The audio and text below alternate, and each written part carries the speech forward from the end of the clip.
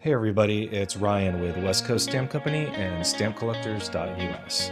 Today we're going to look at another album that I just acquired. This one's in a Lighthouse Hingeless album. It's mostly used from what I can tell. There are some better pieces in here. As almost always, there are some condition issues in a lot of the stamps upon first glance, but I just want to show you what's in this album. I'm not going to pull out stamps and try to identify them or look for faults in this video. I just want to go through the album with you and show you what this collector put together, just provide some information, maybe a little history on some of the stamps that are in here. Let's take a look. Join the #1 stamp sales group on Facebook, where I list 75 premium US stamps every week, many of them selling for well below retail.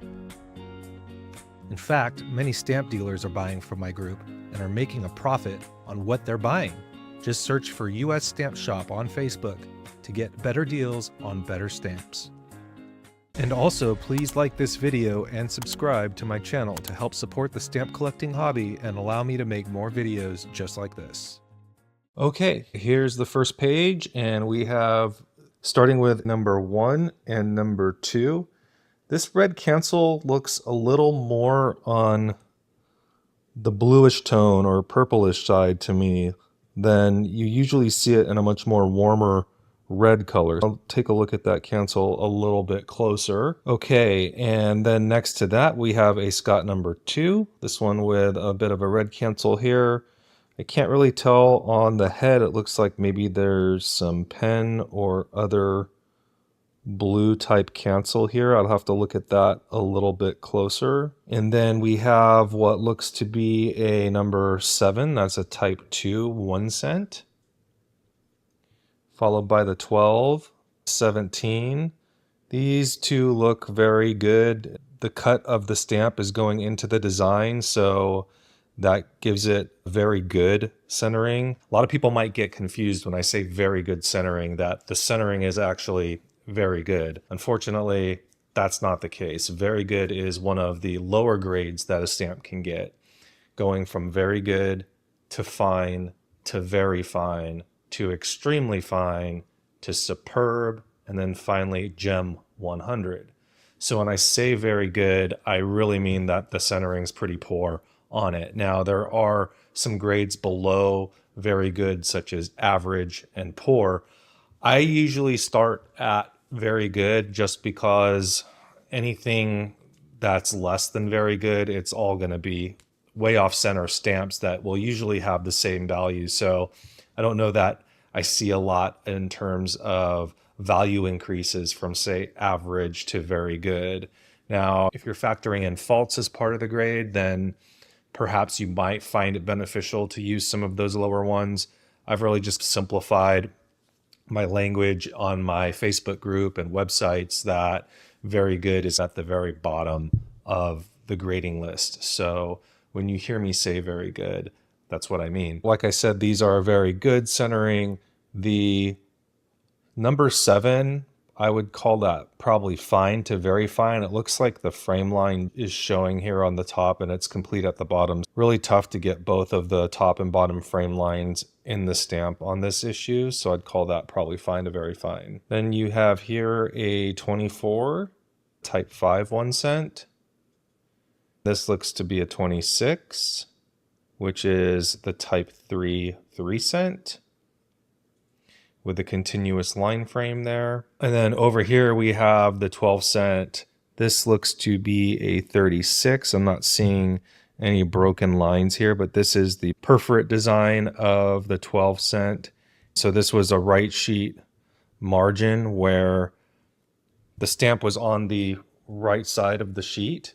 And this line that you see right here is the guideline. So this is where this pane of stamps was cut from the press sheet. And then here we have a really nicely struck January 8th, 1864 sock on the nose cancel. That means that it's almost perfectly centered here. You could see the circle of this double circle cancel and the circle of the design of the stamp are almost aligned like an eclipse.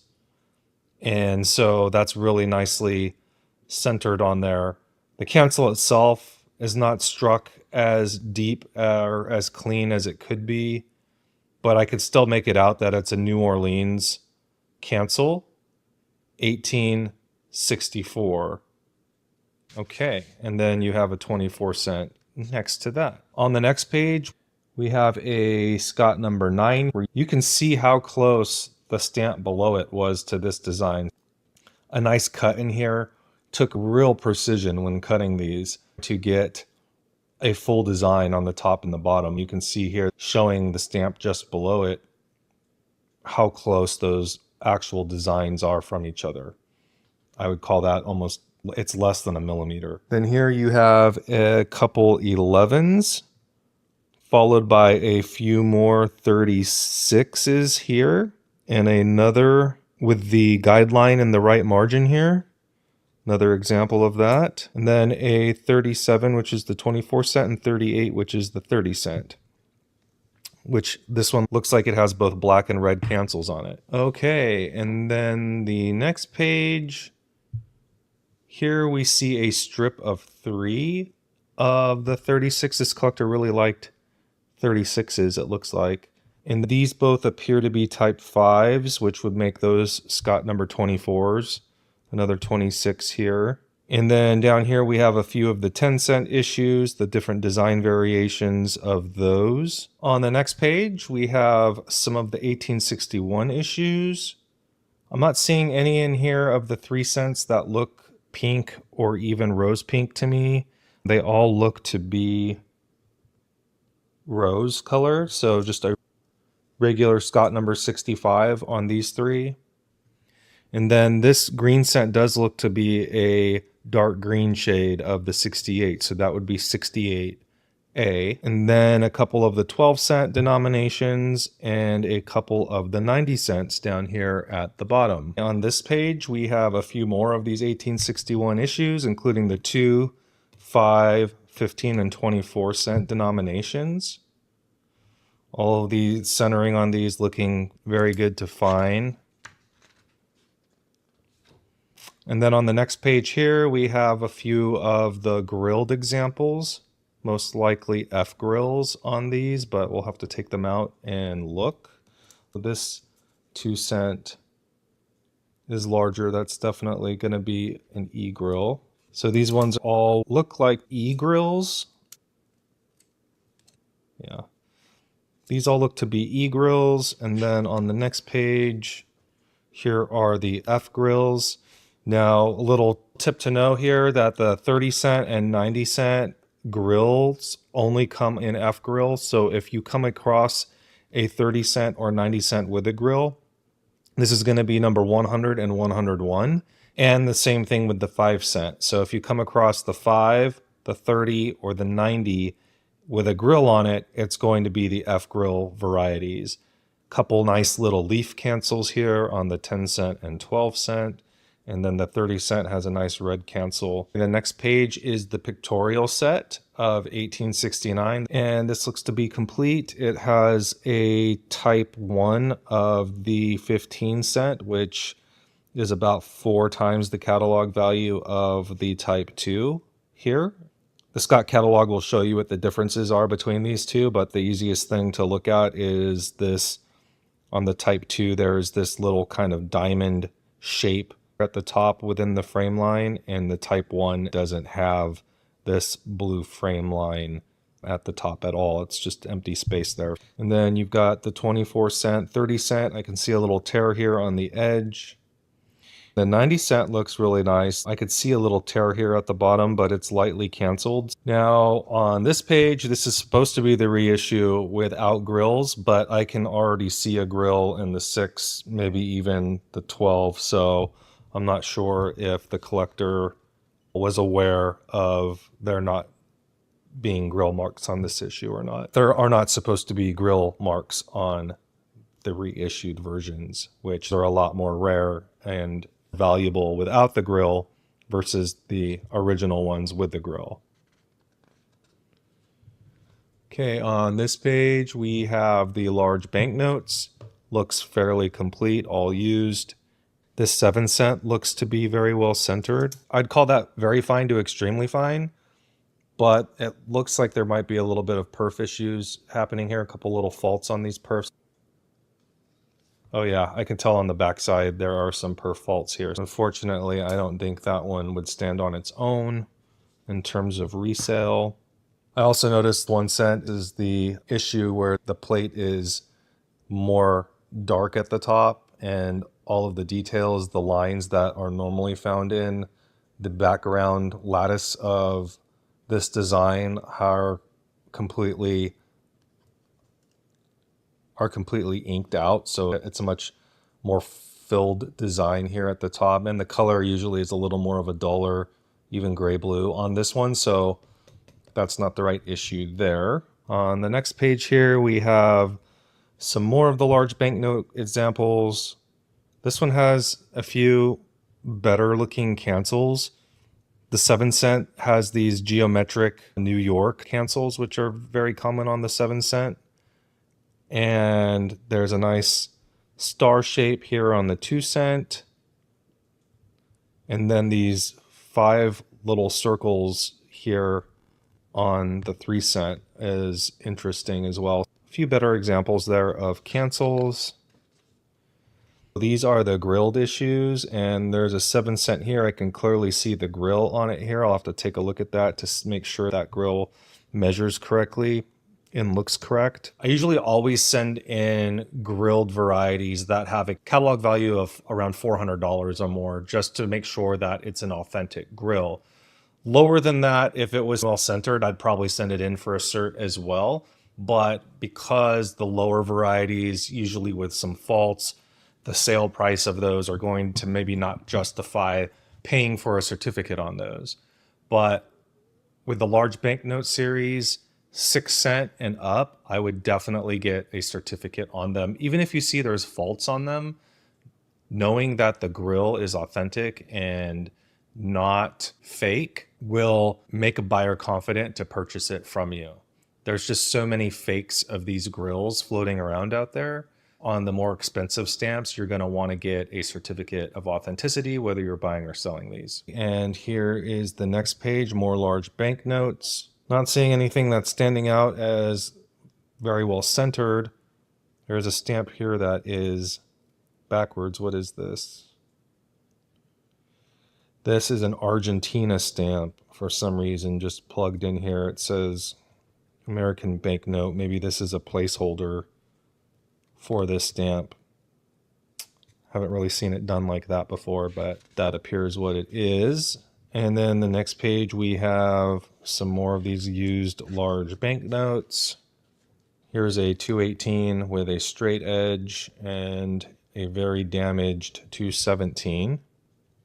Then we have the small banknotes that are all used. And looks like there is a $1 and $2 down here at the bottom. Those could probably stand on their own. And a couple more $1 and a $5 in this set. Otherwise, the centering on all these are mostly not so great. Also noticing several faults here and there. I don't think this collector was too worried about condition or centering. I think they were more worried about filling the spots in their album. Here's the 1902 regular issues, again, all used. There is a $2 one that looks to be in decent shape. And then a $5, which I can tell there's some perf faults here at the top, and it's just very heavily canceled. Heavily canceled stamps are just not as attractive, so they're going to sell for less. On the next page here, it looks like a pair from a booklet of the Scott 300. This is not a coil. This has got a straight edge on the left and the right with perforations in the middle, so this probably came from a booklet pane. Then we go into the Washington Franklin's issues here. Again, I'm looking for nicely centered and sound used examples of stamps in this era. Generally though, if they're not well centered, most of the stamps here on up in used condition are just not going to be worth any money. So I'm really keeping an eye out for anything that's well centered to check to see if it could be graded, and then there may be some value here in these used stamps. Nothing standing out here. A few different coils on this page. They're noting this as bluish paper, which just by looking at it, I don't think that it is. The best way to tell if you have one of the experimental bluish paper stamps is to place it on orange paper. Orange and blue are complementary colors, meaning that they are opposite of each other on the color wheel. So when you put them on top of each other, it's going to have the highest contrast between the two. It will really help the blue color stand out more. So here I have a little orange piece of paper, and we're going to put that on the back. Not seeing any blue here at all. And we'll check the other two. Same. And so none of these are bluish paper. But I do have an example here of the Scott 369, which is the bluish paper on the 2-cent Lincoln stamp. And let's take a look at what this one looks like on here. You can see the difference of the colors here on the paper. And then even when you put them on top of each other like this, this is the bluish paper. This one has a blue tint to it, but it is almost a grayish color, a darker kind of grayish color rather than blue. So that's how you can tell, get a piece of orange paper. And then the next page, here are some more Washington Franklin issues. Just quickly glancing at them to see if anything jumps out at me as being extremely fine or not. Here are some flat plate coils. These are going to have to be checked to see if they're authentic. And then we go into the Perf 10 issues. And right away I'm noticing this 4-cent. It has this nicely struck San Francisco cancel on it that's fitting within the entire stamp here, and the margins look to be pretty decent on this one. Let's take a look at that. Yeah, that looks really nice. Could definitely be gradable as long as there's no faults on it. Looks sound upon first glance, but I'll have to take a closer look. It's a really nice looking one there. This one here is being noted as a 461. That's going to be the Perf 11 in the single line watermark. And so this one will need to be checked out to see if it is authentic, if the perforations are good and the watermark's there. Usually you'll want to get a certificate on a 461 just because you can reperf an imperf stamp to give it a perf 11 measurement and present itself as a 461, but in that case it would not be authentic. The mint example has a catalog value of $175 and the used is over $300, so you'll want to make sure you have a certificate of authenticity for this stamp. Here are some imperf pairs, one with a Shermack vending perforation on it. More coils. These are going to be the rotary press ones. Next page, we've got the Perf 10 unwatermarked. I can see that this stamp here is a Perf 12. It's in the wrong spot.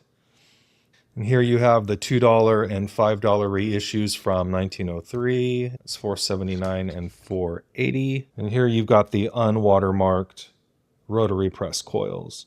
This one's nice with a nice duplex on it, but unfortunately this is not a type 1, it's a type 3. I could see the little notch in the ribbon here, so this is in the wrong spot. Again, another misidentified item here in this album. And then we have the Perf 11, 498 to 518, again all used.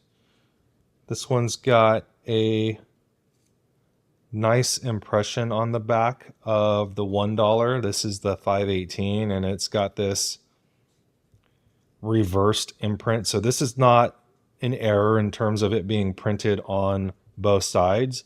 This is a transfer that was caused when the ink of the sheet below it was still wet.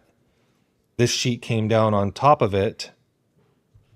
Then you ended up having this transfer on the back that printed on the back, and it's pretty common.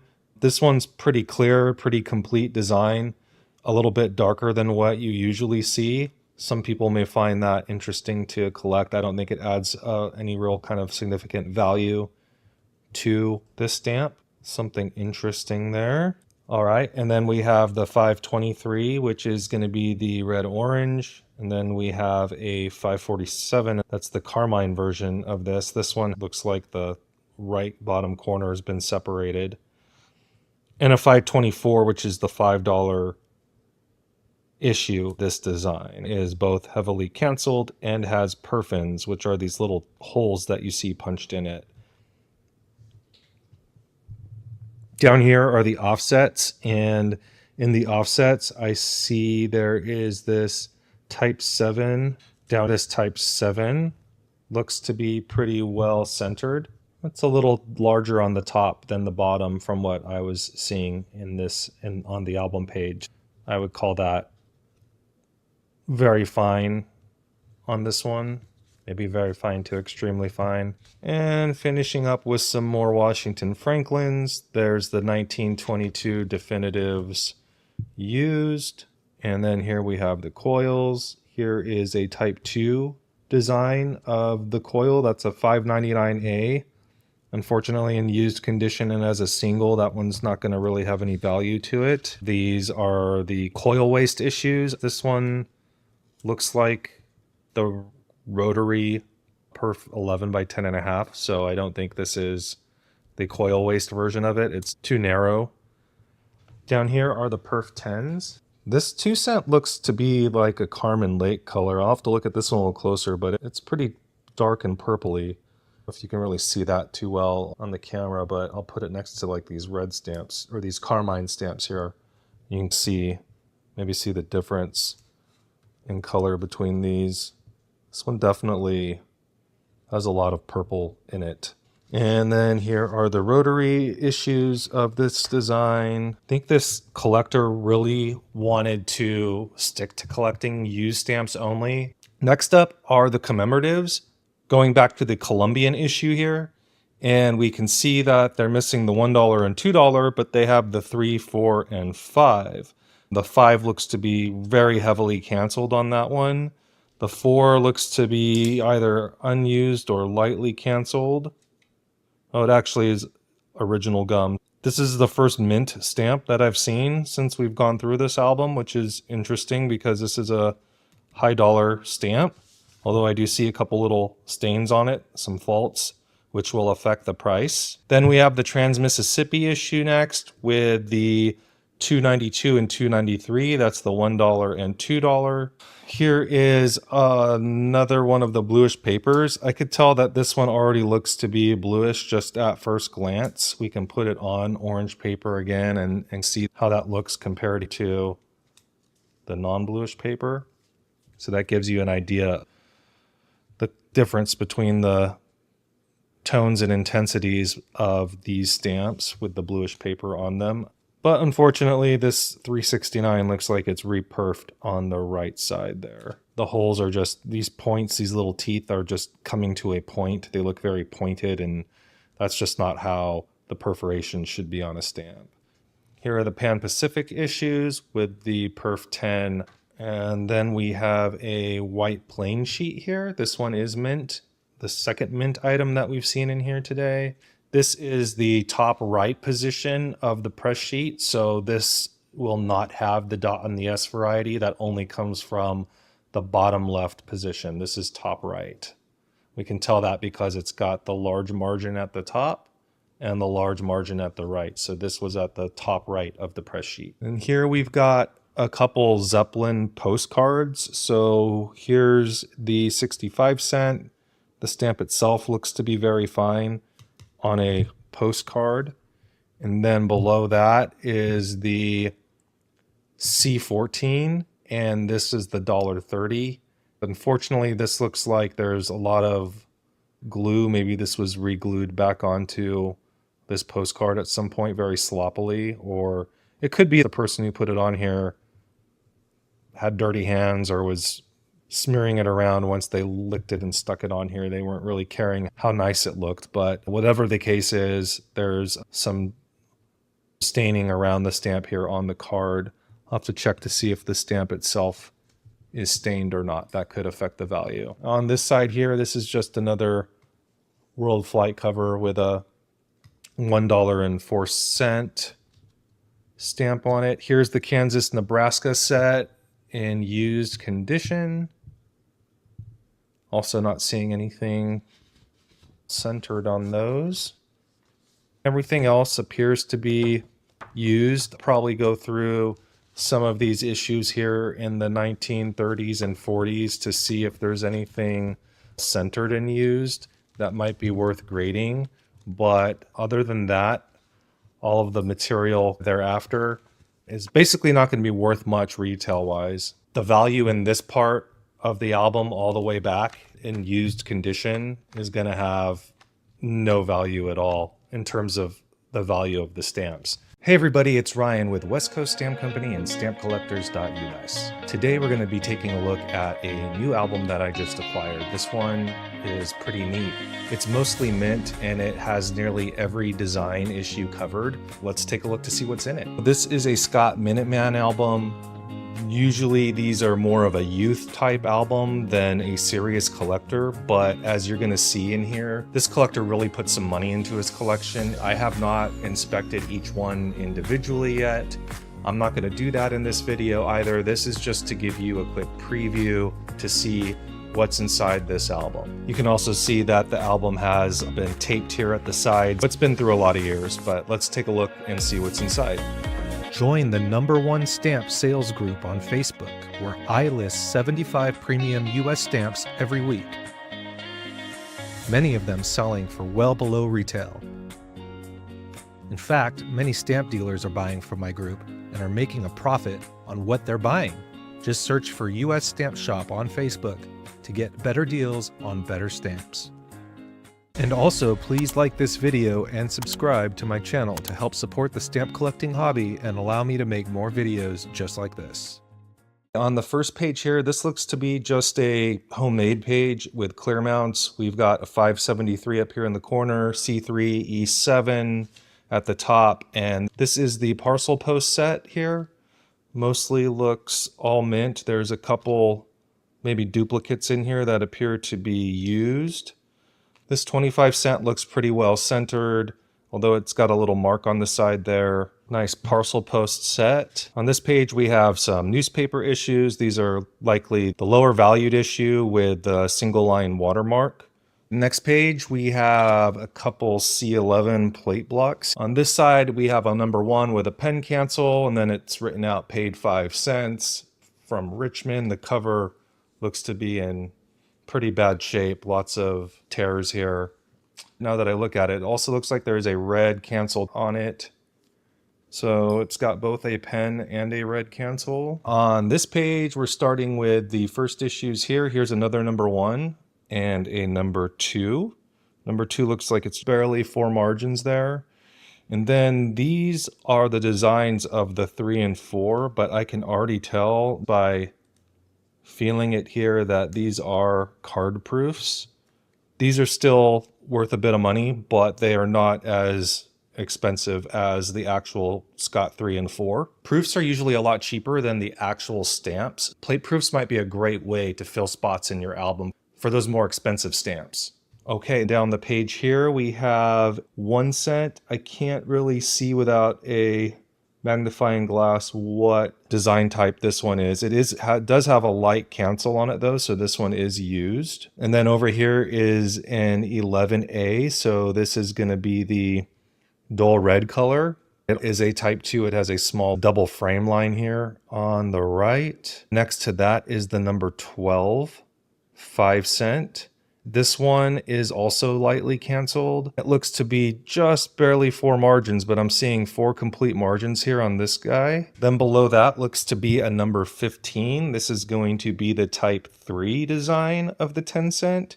And this one looks almost unused, so we'll have to check that one out a little closer. And followed by a 17, and it looks like there's 2 of them here. One maybe, I don't think that's unused. I think there's probably a washed cancel on that. I could be wrong. Not sure if this one's used or not. We'll have to check that one out, but there is a used one right behind it. Then we have the perforated examples here. It doesn't look like they have each design type, but they have a representation of all the base designs here. I'm going to assume that they're going to have the more affordable design types to have one of each of them. Yes, this looks like it's broken at the top. That's a 24 with a scratch there on the side, scratched plate. Then a 26 with the continuous frame line on the sides. This one looks to be possibly a 30.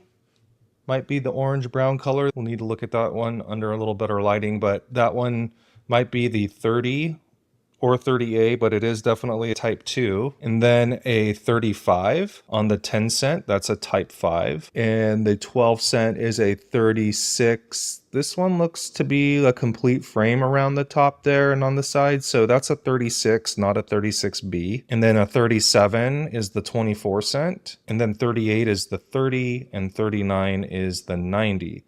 And actually the 90 has a higher catalog value if genuinely used.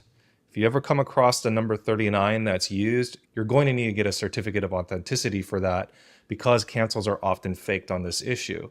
Genuinely used examples of the Scott 39 are going to be way more valuable than the mint or unused examples. So having that cert that proves that it is genuinely used is going to be required if you're going to try to get anywhere near the catalog value for this stamp. On the next page, we have the 1861 issues. This is looking to be very complete in terms of a representation of each of the design types.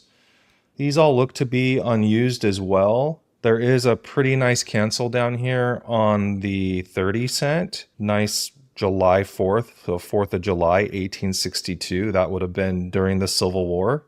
So that's a nice cancel on that stamp. And the centering doesn't look too bad on it as well. Most of these look to be very good centering, I would say. Very fine is going to be more difficult to do. Over here looks to be a 65. It looks like it's got original gum on it. But I did notice this one just to be a little bit better centered. I'm not sure what's going on with that perf there. It looks like it's been reattached, so unfortunately, that's a small fault on the 65. The 2 cent up here also has a nice little rosette cork cancel on it.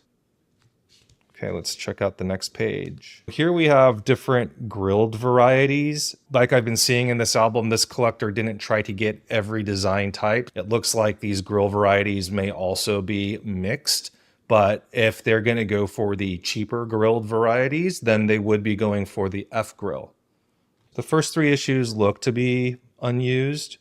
Then we have a used 5 cent that's decently centered for this issue. This one's very tough to get centered, has very small margins, so that one looks probably very fine for that particular issue. 10, 12, and then 15, there are a couple here, one used and possibly unused. 15 cents. Most stamps printed in black during this time are a bit hard to tell whether they're genuinely unused or not, just because it's hard to see a black cancel on top of the black ink. So you either have to be really meticulous when looking to see if these stamps have been unused or not, or the certificate's going to help you determine that. This is a nice cancel on the 24 cent. If authentic, I can see the grill here next to his head. George Washington's head is perfectly centered into the negative area of this cancellation so that it's not covering up his face. That's really attractive, even though the centering is poor on that one, which it normally is. And then it looks like a 100, which is the F grill of the 30, and a 101, which is the F grill of the 90. And this one also looks to be a 4 margin example. If the grill is actually genuine, we'd have to check that out, and if these perforations haven't been altered as well. Now on this page are the pictorials of 1869. These are known as the pictorial issues because instead of just showing portraits of people, these ones actually have illustrated designs in them. We've got the train on the number 114. I really like the steamship on the 12 cent. And then you have some scenes like Columbus on the 15 cent and the Declaration of Independence on the 24 cent. Now, these look also to be unused here at the top, and all the way up to the 10 cent appears to be unused. Then the 12 cent is lightly canceled. Here is a type 2 of the 15 cent. So this is going to be the more affordable variety versus the type 1. This one looks to be unused. Same with the 24 and the 30 cent. And then there's also another 30 cent behind this one. That's lightly canceled. And then down here you have the 90 cents. Now here's a used example. It looks like almost 4 margins on that. I call that one fine. And then you have what appears to possibly be an unused one. If so, it looks very faulty in terms of the perforations. This might be a perforated proof. And looking at the back, yeah, it actually even has the word proof written on it. Not a bad space filler if you're trying to have unused of this set. The 90 cent gets super expensive. Again, like I said, proofs are a nice way to fill the spots in your album with the correct design type and a nice, really clear impression and color on those proofs. Okay, on the next page, these are noted without grill. This is going to be the large banknote series of 1870, although I'm not sure if this collector separated the secret mark versions or not. We'll take a look at the next page here in a second. It looks like most of these are unused. I do feel like there's a little bit of cancellation perhaps on this 30 cent. I'll have to look at it more closer, but the majority of them look unused. I don't think this is the Carmen 155. I think this is a 166. This looks to be more of a Carmen rose color on this one.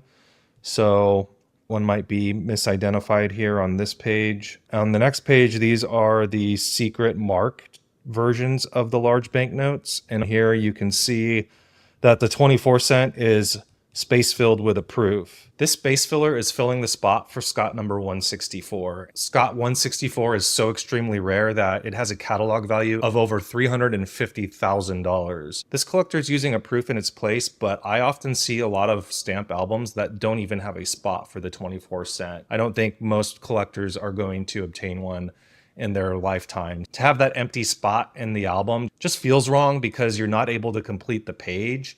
A lot of stamp albums have taken that spot out of this particular set. Fortunately, there's no color or secret mark distinction between the 164 and the 153. The catalog mentions that the only way to tell the difference between the two is that they believe that the 164 was printed on ribbed paper. So that would mean when holding it up to the light, you'd be able to see some ribbing happening in the paper where there's some heavier lines that you would notice in that paper. Again, these all appear to be mostly unused except this 10 cent. I do see a light cancel on here, and just by the color and softness of the edges around it, I think this is a 209 that's in the wrong spot. And then we have the Rose Carmen of the 90 cent, which I had mentioned on the previous page, I think is the same thing. Kind of see the similarities of the colors here between the two.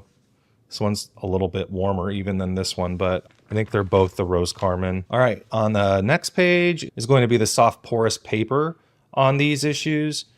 The easiest way to tell if you have soft porous paper or not is to take a stamp and hold it up to the light. You'll be able to see the texture of the soft porous paper. You'll see tiny dots of light showing through the paper.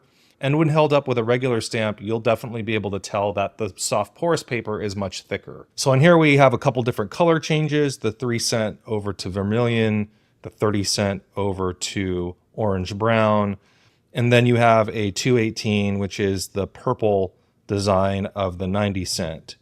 These again all appear to be unused. Maybe the 6 cent, I'm seeing a little light cancel here, but they'll have to be checked.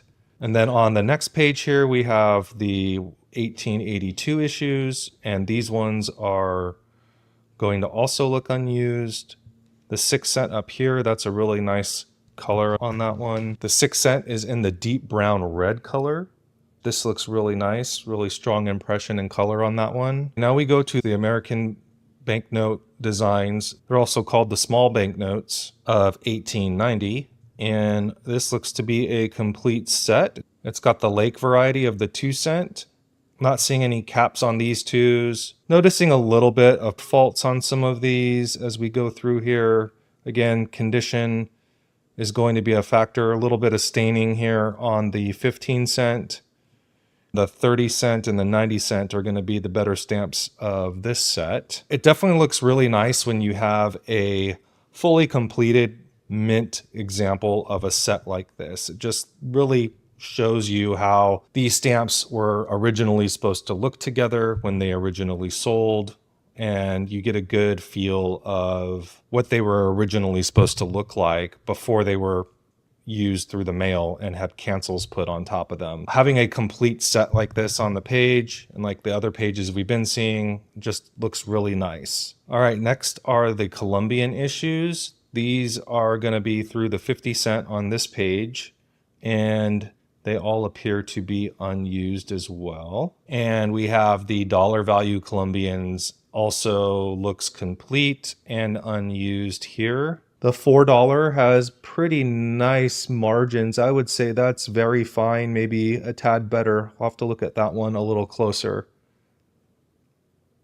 The Trans-Mississippi issue below that looks to be complete as well and also unused. Pretty stamps. This collector definitely put some money into this collection, but maybe not as much money as you think, because I am seeing some faults. I am seeing things that are not very well centered. We haven't even checked or looked at the gum yet. You might be surprised on how affordable some of these more expensive stamps can be if you get them with some faults and the centering not so good on them. If you're trying to get unused examples, then getting ones without the original gum are going to be much more affordable. And once they're in your album and you look at it like we're doing now, nobody's going to even see what the gum condition looks like. So if you're not too concerned about the gum, collecting without gum is a nice way to put together a very presentable, nice looking collection at a much lower price. But because the original gum does add so much value to stamps, if you're looking to have a more sound investment and possibly have something that goes up in value a bit more or holds its value more, then having sound original gum stamps are definitely going to hold more value and more money than the ones without. All right, on the next page, we have the Pan American set, followed by the Louisiana Purchase. And then we have the regular issues of 1902 here. Again, all of this is looking nice and complete, including the $1, $2, and $5 of this set. A couple shorter perfs I'm seeing on the 5. And then we have a imperf pair of the 5-cent design, which makes this a Scott 315.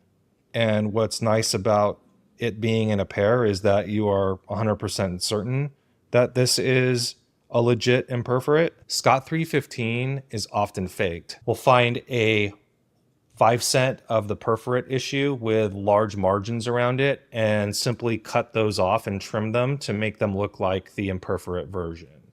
And sometimes the fakes can be really good in terms of how large the margins are around the design. So you really want to make sure that you get a 315 certified if it's a single stamp. The pairs you may not need to, because you can tell that this one is truly imperforate because it's connected to another stamp. And this 2-cent is super nicely centered here. I'm not sure which type this is yet. I'd have to take a look at it, but unfortunately it looks like there is a tear or crease in the center of it. Yeah, it looks like a heavy crease. That's unfortunate because that's so nicely centered for this issue. And here is the 1-cent 314 imperf pair. I made a video about the 1-cent design from 1902. If you want to check it out, I'll put a link up here.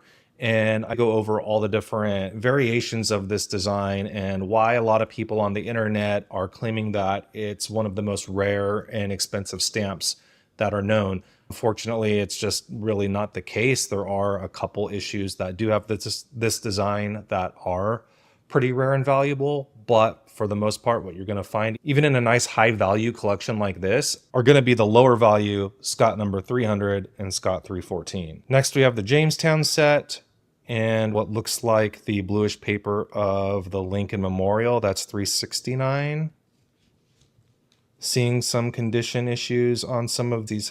This one has a crease down here. Okay, next we have the Panama Pacific issue here. This is going to be in both perf 12 and perf 10 with a 404 down here. That's the 10-cent perf 10. That one's definitely going to be the more scarce one of the bunch. Again, all mint. Centering is not very good on a lot of these, but complete. Got a full complete set here of the 22 regular issues. Another 573. That one looks pretty well centered. Unfortunately, this one's not the very expensive 613. This one looks just to be a duplicate of the 612, just to fill that spot. That's a super expensive stamp. Catalogs at $35,000. This one, you can definitely tell that's a perf 10. Matches exactly the same widths between the perfs as this one. This is the perf 11, but to get the Scott 613, you need to have these perforations on a rotary press design. So that's going to be this design, which is just a little bit taller. In one of my last videos, I mentioned these stamp tongs that I really like. They're super narrow and thin. They're really good for grabbing stuff. I'll put a link on this video down below. You just have really good accuracy in terms of picking up a stamp with it fairly quickly. It's not very intrusive in terms of how much of the design they're covering. So I really like that aspect of them. And you just seem to have a bit more control and agility when handling stamps with these much smaller, thinner tongs. But what I want to show you with these is a little trick. These also come in handy for opening up mounts that are stuck. So I'm trying to get this one out. It's stuck down here at the bottom and the top, so I can't pull it out.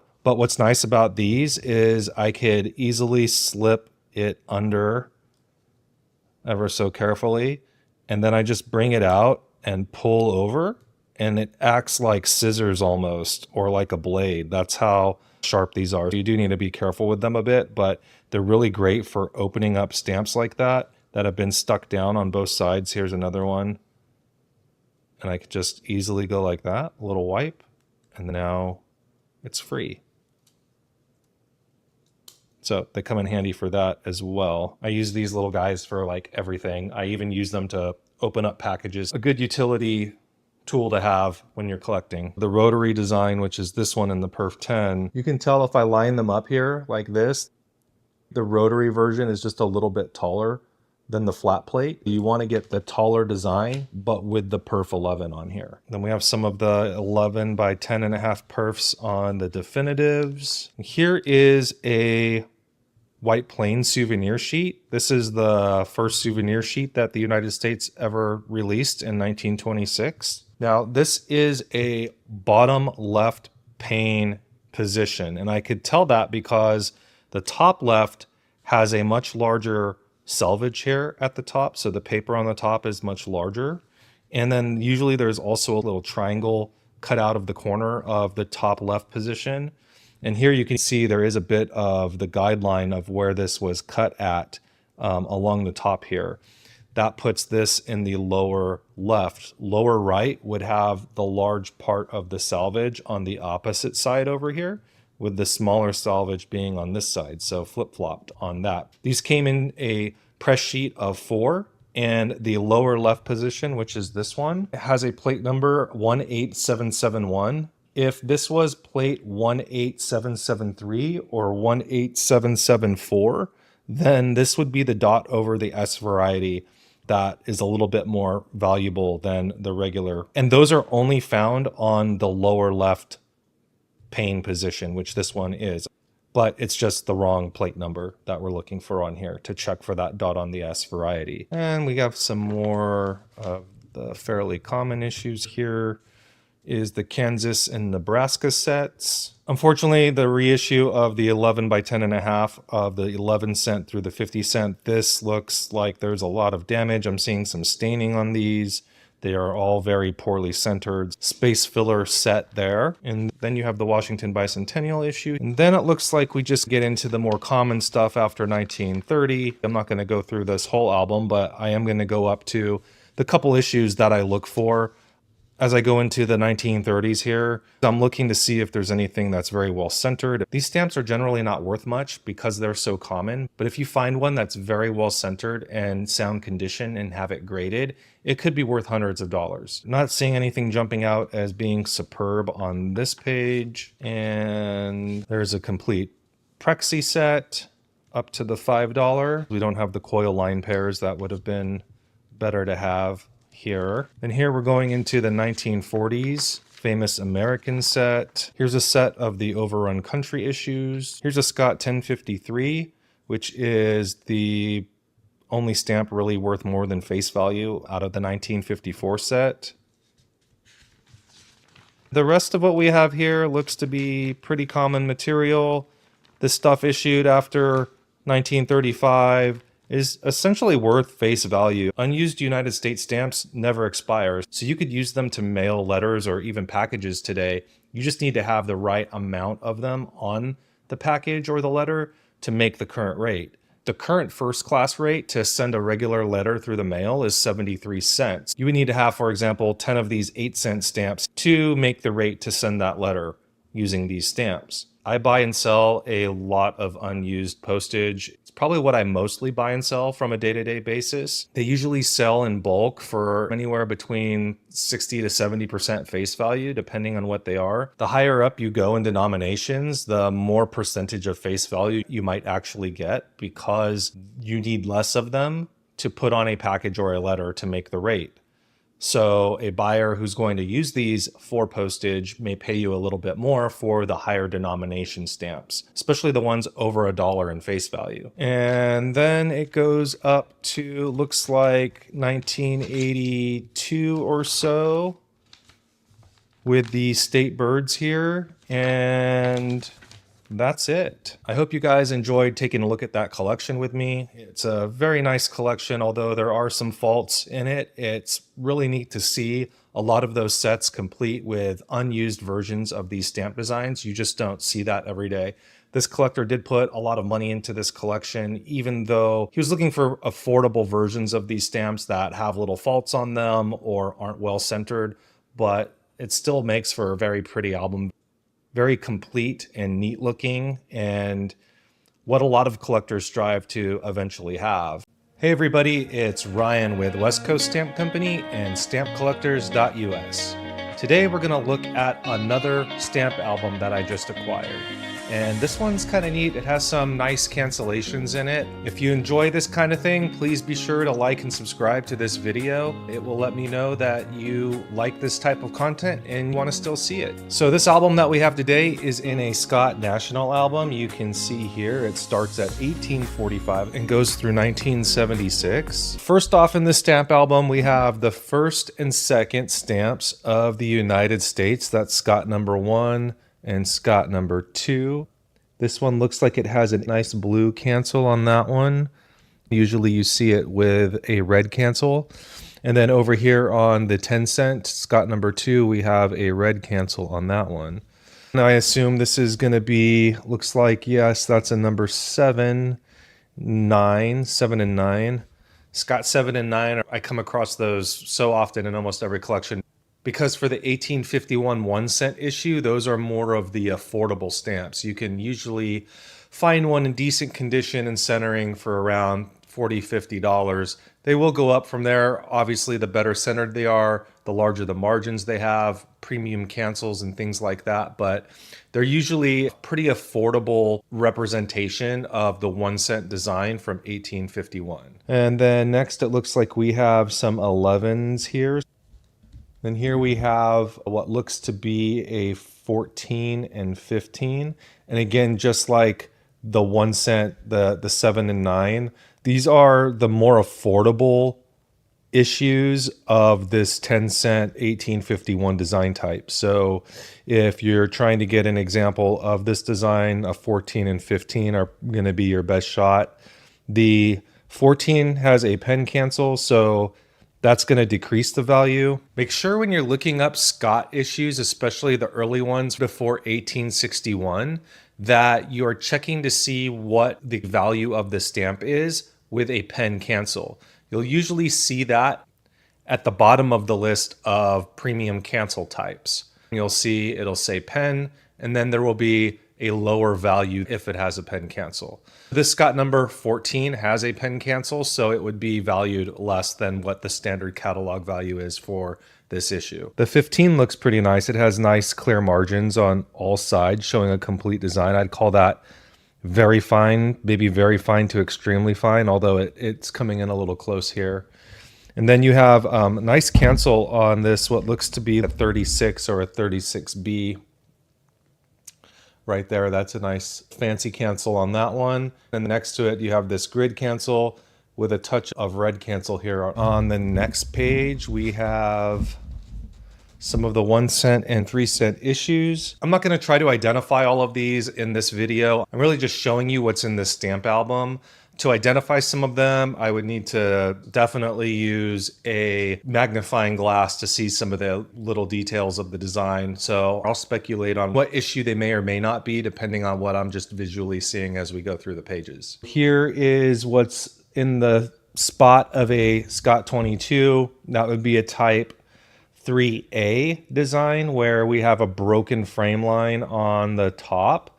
Over here we have a 24. The 24 is a type 5 design, and that one's going to be pretty common and cheap if you want to get an example of this design on the perforated issues of 1857. Go for a 24 if you're trying to get an affordable example. These look like a bunch of 26s. Pretty common issue here on these 3 cent stamps. There are a lot of different recuts and transfer varieties on these 3 cent issues of 1857, and the Scott catalog will go over what those are. Some of them can be quite scarce and valuable, different cuts, different transfers, and the recutting is where they would re-engrave parts of the plate where there might be a stronger line or an additional line carved into the plate of a particular position of that stamp, and those could be highly sought after for people who really want to specialize in these earlier issues. The next thing I notice here is we have a complete frame line that would indicate a Scott 25 on this one, and it's got what appears to be a red cancel. Scott 25 is going to have the frame line that's complete all the way around. Type 2, we're not seeing that, but if it had an extra line here on the left, that'd be a 25A, a much more rare stamp. Next to that, you have this really nice Mobile, Alabama cancellation here, this double circle cancel with the date in the middle. Looks like it says April 15th or 18th, 1860. Just pre-Civil War here in the South on that Mobile, Alabama. Nice, clean cancel strike. That definitely will add value to this stamp, even though the stamp itself is a 26 and is essentially common on its own. Then down here, it looks like we have a type 2. It looks to be brown. That would indicate a Scott 30A. What's really neat about this one is that it has part of the imprint on the right side of it. A pretty good chunk of it is visible on the right, and that could add a ton of premium to this stamp. I've had some examples of the 10 cent from this series and even the 24 cent from this series with those imprints on the side, and they go for 5, 6, 7 times value because of that imprint being there along the sides. First time I've seen the 5 cent with one. That's a nice example there of the imprint. What you have here on the side is a partial word of engravers, and then it will say New York next to that. Not often you come across those on these early issues. And then what we have down here at the bottom looks like a 32. That definitely looks like it might be reperfed on the left. Then a nice 35, and the 10 cent type 5 is going to be the most affordable one out of the perforated 10 cent issues. So if you want to get an example of the perforate 10 cent in the 1857 issues, this would be the one to go after. This one's decently centered, a little close here at the bottom. I'd call that fine to very fine.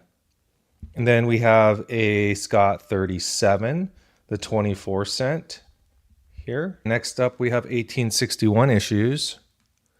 Looks like an unused 63 here, but nicely struck double circle cancel like we saw on the previous page. Can't really make out the other part of that. Something port. This is either Washington or Virginia, probably Washington State, August 1862. So that puts that stamp right smack into the Civil War. Next to it looks to be a grilled variety. Just from eyeballing the grill and the color, it's probably an 88, I would say. It has a rosette cancel on it, which is nice. And then below that is a decently centered, probably very fine 68, and it's got what we call sock on the nose or centered cancel right over the face of a bullseye cancel. Then moving down the page, we have a Scott 69. It seems to be also very fine on this one. The 24-cent next to it looks to be reperfed, I would say, and the 30-cent next to that is very poorly centered. You got a large chunk of the adjoining stamp design. But what's neat on these is that even though the stamp is poorly centered, it gives you an idea of how close these designs were on the paper before they were perforated. You can see that's a couple millimeters in between these designs. To find one that's well centered is going to be very difficult because you don't have a lot of margin or breathing room around the design. You also have the 90-cent in this set. It's got clear margins on all sides. I think this 75 here is probably the highlight of this page. It has this nice cogwheel cancel. It looks like a sun, but it's a cogwheel, like a gear. This one is really nicely struck on the stamp. The stamp itself has decent margins for the issues. Good color, definitely. It's the red-brown color of a Scott 75, which is different than the 76, which is brown. I think the value of the 75 is almost like 3x or something more than the 76. So this is a nice example of the 75 with a really nice premium cancel on there. From what I know, the cogwheel cancels were only used in San Francisco, but if I'm wrong, please leave a comment below. I hear them being referred to as San Francisco cogwheel cancels. Okay, next page. Let's see what we got here.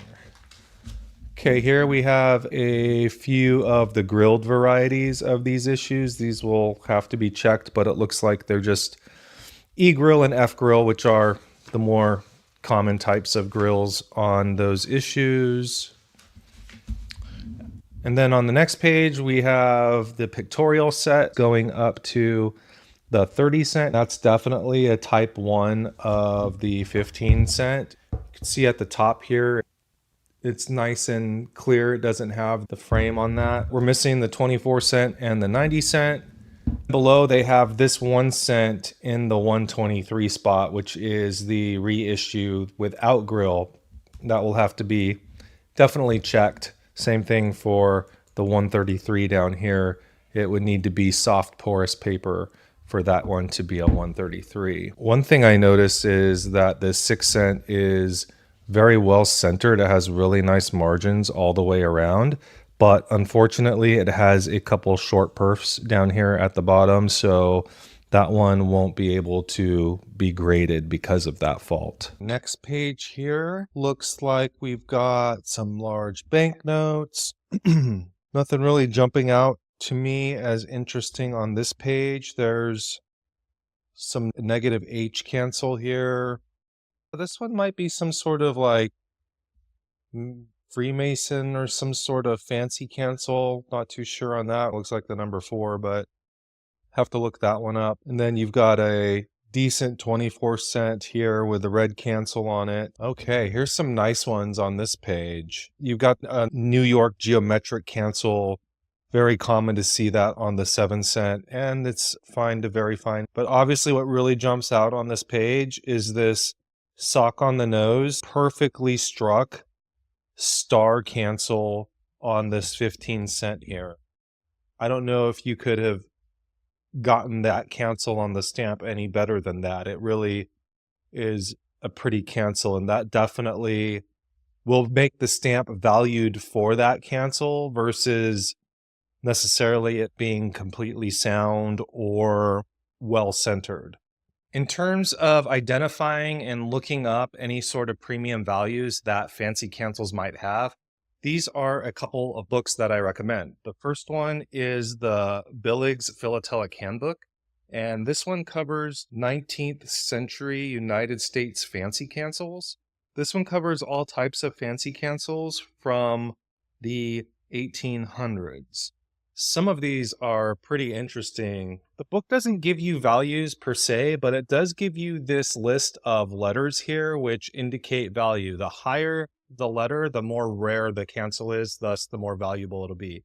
And I believe they did this so that these books can stand the test of time, and you can identify what rare cancels are versus common ones, and then just apply pricing based off of current sales realized for some of these cancels. There are some pretty neat ones in here, though. I really like the bees. I think these ones of different heads are kind of creepy. There's even some skull and crossbone ones that are pretty cool. And the other book that I recommend is the Cancellations and Killers of the Banknote Era from 1870 to 1894. And this dives in a lot deeper. It has a lot more examples. This one also uses different symbols. Like, I think it's like Roman numeral 1 through 3 to determine if they're common or more rare, and has things like these New York foreign mail designs, more of the creepy heads, but it does seem to have some of the designs that aren't in the Billig's book that I showed you first. I usually go to these first to look up any kind of premium cancel to see what it is, first of all, but then also where it falls in terms of rarity. And we have the later large banknotes here on this page. This 15 cent has this nice cancel on it. Looks to be like a purplish color. I think it says maybe castle or caster. Not sure on that one, but that's neat. All right, on this page we have another fancy cancel star on this 2 cent here. And a couple examples of the 217, 30 cent, the brown 30 cent. This one looks decently centered, large top and bottom margins, but it's well balanced on that stamp. I'd call that very fine to extra fine. And then you have the 218, pretty popular, the purple Perry as we call him here. Next you have the 1890 small banknotes. Looks like it goes up to 30 cents here. Unfortunately, this is not the 227. This is the olive reissue. I'm seeing a mixture of triangle and non-triangle issues here in this spot. The 30 cent has some sort of pink or magenta cancel on it, but I can't make out any kind of shape. All right, this page has some better stamps on it. The Colombian sets from 1893. And it looks like we have all the high value ones down here. They look to be in decent condition upon first glance. However, I am seeing on that $5 a shorter perf there at the top left. The 4 also looks like it has a short perf at the upper right. So that'll definitely affect the value. Looks like it's unused. Check that, maybe a small cancel in the top right. The $2 is really nice. It's just got what appears to be maybe some sort of machine cancel or pen cancel. It's got a nice face-free cancel on it, meaning that the cancel is not intruding the design at all, so you have a really nice undisturbed visual. And then the $1 looks to be lightly canceled there on that one. Here you have a 10-cent Colombian on a cover. June 27th, 1893. Some more small banknotes here. You can see on this page over here on this side, there's these more recent issues from the 90s upside down. Basically, what the collector did is he took a modern issue page like this, which he doesn't collect or he has extras of, and then he put it in the album on with the backside showing so that he could mount this cover here on a clean page. Little trick I see a lot of collectors doing in their albums. Here's some more. These are all, looks like they're all triangle small banknotes. Most of them look like I can see a lot of damage to a lot of these at first glance. And then you've got the watermarked versions of these. It's a decently centered $1 here, 276. That one's pretty nice if it's sound. And then you also have a lightly canceled $5 278. And then here are the reissued in different colors. Here are the Trans-Mississippi issues. It goes up to 50 cents. That 50 cents has a light cancel on it, but it's a fine centered example. So if it's sound, that one might be able to stand on its own. Then the Pan America issues down here at the bottom, all used. Mostly everything in this album appears to be used. Example of the pair of the 1 cent on cover. And then we come to the 1902 definitives. These all look to be used as well. I can tell right off the bat that this is not a 312. This is a 479. The perforation holes are much farther apart than these. These are perf 12.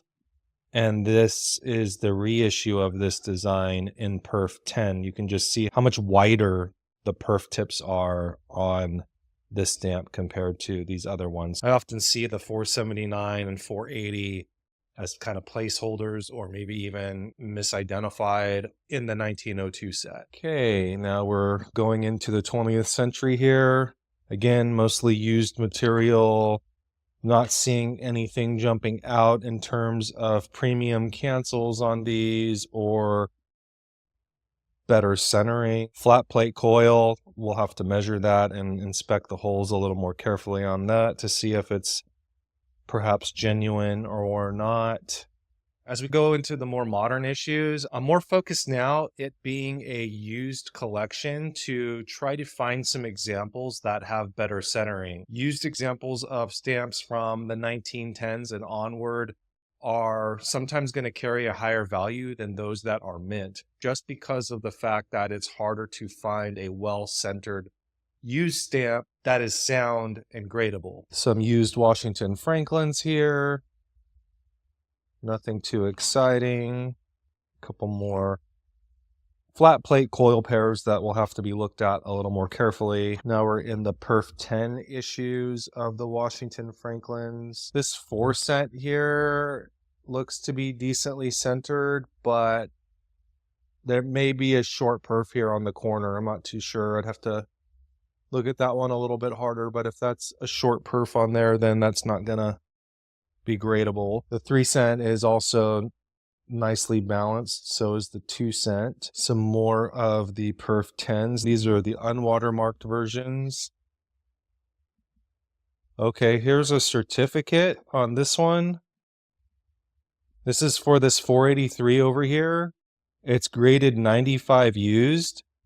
Says it has a natural inclusion and tiny corner crease at the top right. Yeah, unfortunately, that probably brought this down from being a 98 to a 95. On imperf issues like this, if you have a fault that's along the edge, the grade was only going to be knocked down maybe 1 level or so, just because unlike perforated varieties, you can trim off that fault along the top and it basically just reduces the margin size down and you end up having a sound stamp just slightly smaller. Also, you're looking for the better ones down here. These ones are the type 2 in the rotary press on the horizontal coil. And unfortunately, I can tell that this is a type 3. You can see it has that little line here in the ribbon that's indicative of a type 3. So unfortunately, that is not a type 2 or the more desirable Scott 491. Got some more rotary coils here. Used coil pairs can be worth more than the mint ones, just like I mentioned before. They are harder to come by and find in sound condition, meaning that the cancel they used on it needs to be from the period or the time that the stamp was released. If it has a cancel on it that shows it was used at a much later date than from when it was originally issued, it's not going to hold the same value. It's going to be worth even less. So I'm seeing a lot of misplaced stuff on this page. For starters, this is from the wrong set. This goes to the 1922 regular issue. So that one doesn't belong here. I'm also seeing some what look to be offset prints here. You can just tell they have thicker lines and they're just more of a contrast, less distinction in these. So those are indicative of offset prints. Then I'm seeing some perf 10s in here also. This is supposed to be the perf 11s. This would be Scott 498 to 518. And there's just a lot of stuff in here that doesn't belong. This tells me that this collector was more of a beginner in terms of their knowledge, at least in United States stamps. And even though they have that nice Colombian set in there, it appears to be one of the only more valuable parts of this collection so far. There's a couple other better stamps here and there, but just the fact that these perf 11s are all jumbled up in a mixture of Washington Franklin's issues just tells me that they weren't a very serious collector in this area. A lot of people find the Washington Franklin issues to be overwhelming. So they may have just decided, heck with it, I'm going to just fill in stamps that have the right denomination or design into these spots to fill the page up versus finding the correct stamp to place there. Okay, on the next page, looks like we have a couple 523s. That is the orange, red, and black version. These are going to be the better issues of the higher denominations. The offsets look to be pretty empty. So here's an example of 3 different, what looks to be pre-cancels of some sort.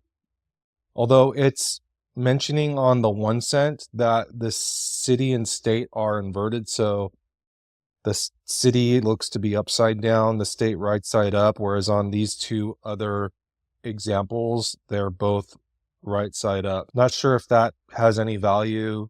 If somebody specializes or knows more about pre-cancels, let me know. Then down here at the bottom, we have a very strange, what looks to be like a Scott Imperforate 610. This one's interesting. If authentic, it could be a imperf pair. So you can see that it does not have the perforations in between.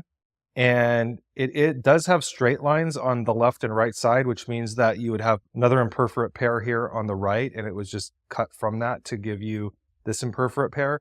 There is an horizontal imperf pair of the perf 11 Scott number 610, which is super pricey. So this one, I'll have to check the perforations on this, possibly send it in for a certificate, because you can easily take the Scott 611, which is the imperf on this stamp, and just manually perforate the top and bottom to make it look like it's an imperf pair. Although I would say if that was the case, you probably would have perforated the sides too to make it look like it's actual full perforated stamps that have a imperforate margin in between, but I'm not sure. I'll have to look at that one a little bit more. Now I'm just seeing real common stuff here.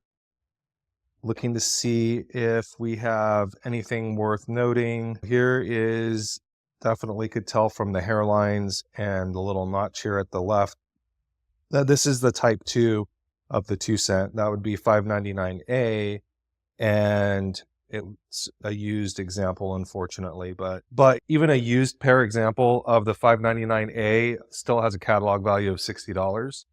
So it's probably the better thing on this page that I'm seeing. So oddly, it had the coils in the album before for the regular sheet versions here, which is strange. But again, these are all used. Looking for things that might be centered, not seeing anything that's jumping out. Here's a block of 4 of the 573, but it looks like it's got some heavy staining up here at the top. The rest of this stuff looks to be pretty common. Like I said, there could be something that's used and well centered in here that's worth grading. Here's a white plain sheet. This one looks pretty fresh and sound to me from the outside. I really like the color of this. This one looks very clean and fresh. This would be a top left position in the plate. There were 4 of these panes on each press sheet, so you can tell this is the top left position. The bottom left position, so the sheet that's below this, it would have the large margin here on the left, but then the top margin would be small like this one up here. That would indicate a bottom left position, and it's the bottom left position that has the dot over the S variety. So when you're looking at these white plain sheets and you're trying to find a dot in the S variety, always look to make sure that you're getting a lower left or bottom left pane by looking at the margins. Okay, I'm going to just flip through here and see if there's anything else worth noting. Here's some Prexis. They're all hinged though, and I'm not seeing, there's maybe 1 or 2 line pairs, so nothing interesting there. And some of the National Park, different pairs on those. And then beyond that, it's a lot of common stuff. Let's hop back to the back of book issues. Here's where the airmail starts. And these all look to be used as well. Now that C3, that 24 cent, that is a nice example of the high flying plane. So you can see that the blue ink on the stamp is shifted upwards, making the plane appear to be flying higher than normal. This plane is definitely flying up much higher from the frame line, from the frame here at the bottom. So that's a high flying variety. Those are definitely sought after. This one's nice because even though it's used, the cancellation is not on the design itself, and you can really see a clear picture of that high flying Curtis Jenny.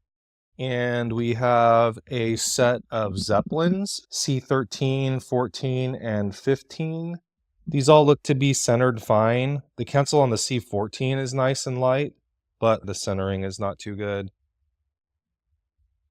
Some used Zeppelins there. And oddly, there is a mint C18 baby Zeppelin here. Maybe one of the only few mint stamps that I've seen in this album. Okay, everything else in here looks to be common and or used, or both. Not sure they warrant a discussion or further look. Oh, here's a used set of the parcel post. They all have pretty bad centering, lots of straight edges I'm seeing in there. Nothing worth selling on its own. Hey everybody, it's Ryan with West Coast Stamp Company and stampcollectors.us. Today we're going to be looking at a stamp album that I just acquired, and we'll take a look at it together, see what's inside. I'm also going to try to go over maybe some of the history of some of the stamps, some of the ways you can identify the different issues that we're going to find in here. Like with most of the stamps that I show in my videos, these stamps will become available in my Facebook group. Join the #1 stamp sales group on Facebook, where I list 75 premium US stamps every week, many of them selling for well below retail. In fact, many stamp dealers are buying from my group and are making a profit on what they're buying. Just search for US Stamp Shop on Facebook to get better deals on better stamps.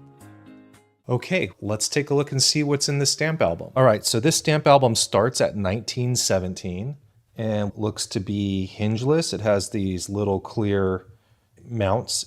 I really like the look of the hingeless albums better than the black mounts because the album pages look much cleaner. The stamps get to show on their own without the really dramatic contrast between the black mounts. Also, when you have a bunch of black mounts on the page, they're just makes the page feel a lot heavier, not as natural. So I do agree that the black mounts are great for showing how centered a stamp is. So if you have a lot of centered stamps, black mounts might be a better option, even a stock book. I really do like the look of the clear hingeless albums. We have the 1917 Washington Franklin issue. This is the Perf 11. This is going to be Scott number 498 to 518. It looks fairly complete here. Also, what appears to be a Scott 500. This is the type 1A versus the type 1. You can see how much heavier the lines are on the type 1A. So that's nice. This one looks like it's never hinged as well, but unfortunately, the centering isn't so great on this. It goes into the frame line at the top. I would call this very good. A lot of these look really well centered, like this 3 cent here.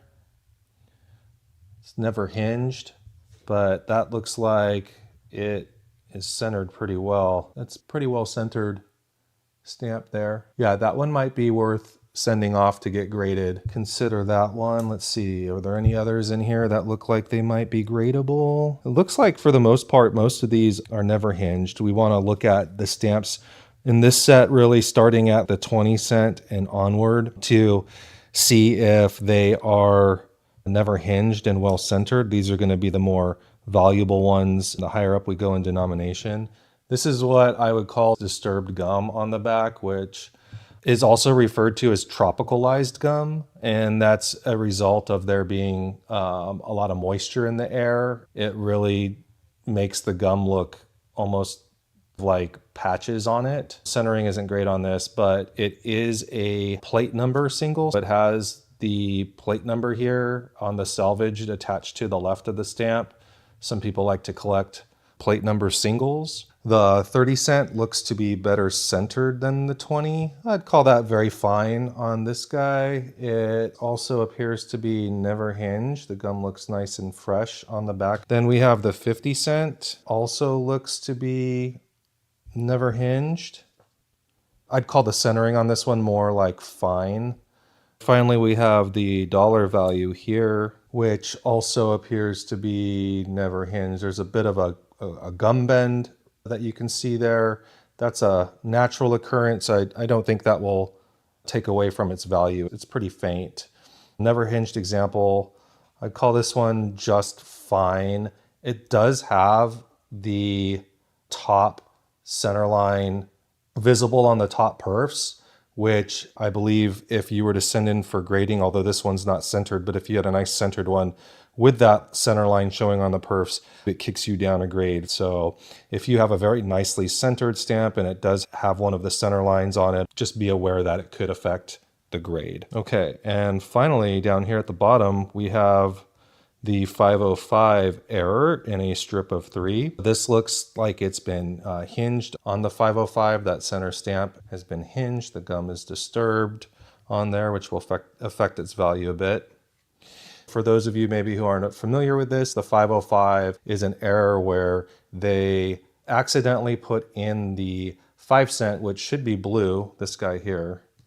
Take him out. There's a tiny bit of a hinge mark there, and it actually made a noise when I took it out of its mount, indicating some moisture got in there and it stuck into the plastic. Unfortunately, considered a hinged example, but that's really nicely centered. This die was meant to be blue, and it found its way onto the plate of the 2 cent stamps. Has this 5 cent stamp in rose color that can be found on the sheet of the 2 cent stamps. And now you have a error where you have a sheet of 2 cent stamps that also contain a 5 cent in the rose color, which this should have been a 2 cent that looked just like these guys here. I always like the 505 to have an attached 2 cent with it. It better showcases the error and tells the story to somebody who isn't familiar with that particular error. There's also the 487, which is a perf 10 and an imperforate super rare version of this error that occurred. But the 505 is going to be the most affordable example of this error. I like to see it with one of the 2 cent stamps attached to it,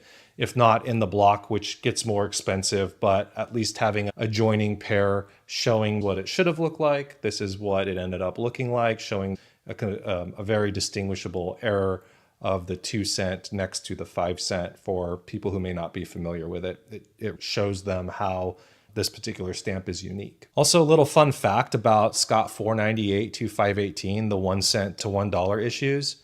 A lot of collectors are overwhelmed by the complexity of collecting in this particular era of US postal history. One easy tip when doing Washington Franklin collecting is that Scott 498 to Scott 518, what we just looked at here, are the only issues that are perforate 11. They're the only issues, especially the Franklin versions of the design, the 8 cent onward. They're the only ones that have a perforate 11 on them. So if you find a Washington Franklin stamp that's perf 11, or you find one of the Franklin designs 8 cent and up that is perf 11, then you definitely have Scott 498 to 518. Okay, let's take a look at what we got here next. We have a used version of this set.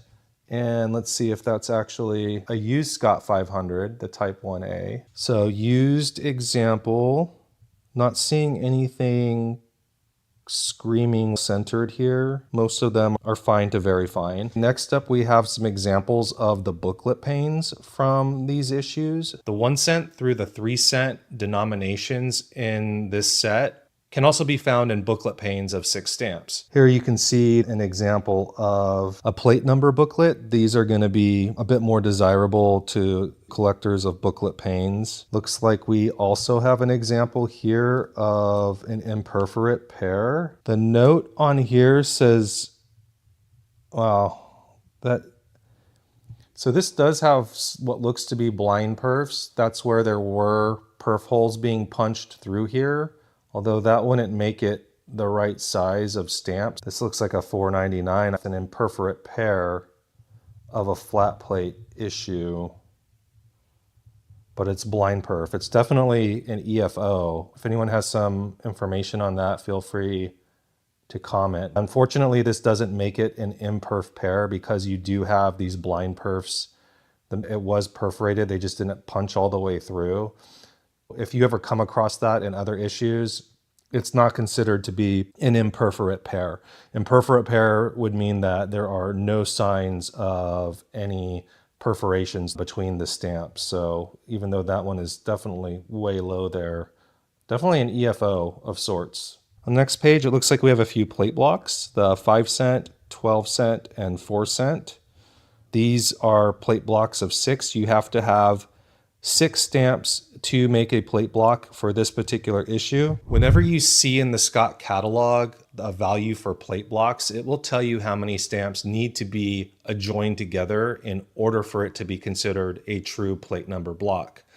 Also, you need to make sure on plate blocks of 6, the plate number needs to be centered on the stamps. Here you would see that the plate number is right here on the middle stamps.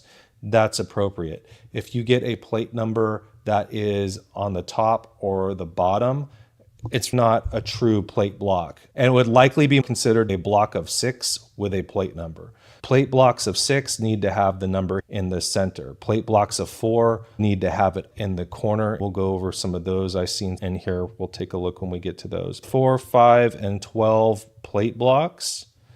It's okay for the bottom to be shorter because this shows that it was in a bottom position of its panes. Having shorter salvage doesn't mean that it's necessarily been trimmed. Sometimes that just indicates the position of the pane that it came from, where some of the edges are naturally smaller like this. So not a fault on that. Let's just see.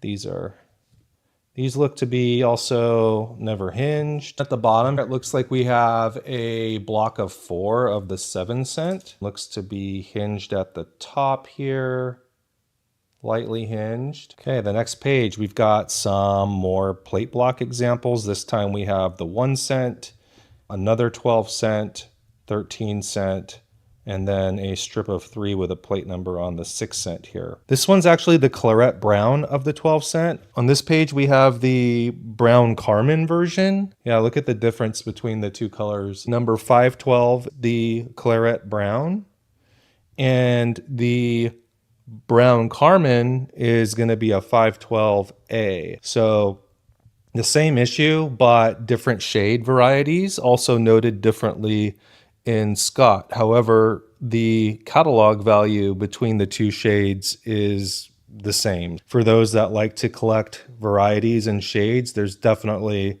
a big contrast here on the 12 cents. Another thing I'm going to be looking out for in a plate block collection are stamps that are very well centered within the block. I'm not against breaking up a block to extract a well-centered gem. The well-centered stamp is going to have more value on its own than within the plate block. If it's graded and comes back as sound, then it's going to be more desirable to a collector versus having it in a plate block that might be mixed with some poorly centered stamps. On this page, we have the 504 5 cent in a block of 4 with a plate number. This is not a plate block of 4. This is a block of 4 with a plate number.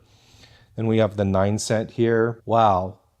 This top stamp here, all of these stamps actually look to be very well centered. So this top left stamp is definitely a wider margin on the left versus the right. So this one, not gradable. The center stamp, that is very equal on the bottom corners, and the bottom to the top are also pretty equal. It gets a little tight up here, but that is a nicely centered stamp. Sometimes I like to get some more of these little black mounts, corner it off to see what it might look like if it stood on its own. So this is a little trick I do when looking at stamps in multiples to see if it might be worth breaking up or not to get graded. Let's put these on here. Wow, that's nice. It's a little close up here on the top right. I would say this might get, let's put one here on the top to fully enclose it in. I would say that's a 90 or 95 for sure for the 9 cent. If we look up to see what the plate block is worth for this, so it is hinged at the top. This is unfortunate because that's the stamp that looks so nice here. The bottom right stamp is also well centered. Let's take a look at that. Yeah, I would call the bottom right maybe even slightly better. It's a 95. So then what I do is I'm going to look to see if the plate block is hinged, and it is on the top center stamp. Unfortunately, that's one of the better stamps with the plate number. I would not break that up necessarily because it is hinged. I'm going to look to see what the catalog value is of a hinged plate block. The 509 plate block of 6 has a catalog value of $150 hinged. I would argue that for a multiple like this, it has nice margins on all 4 sides. I would call this a extremely fine plate block. So 150 is the catalog value. All the stamps are not hinged except the top center stamp. Looks like it could possibly be graded 95. So let's take a look to see what a 95 grade would be for the Scott number 509. The 509 in a grade of 95 never hinged has an SMQ value of $275.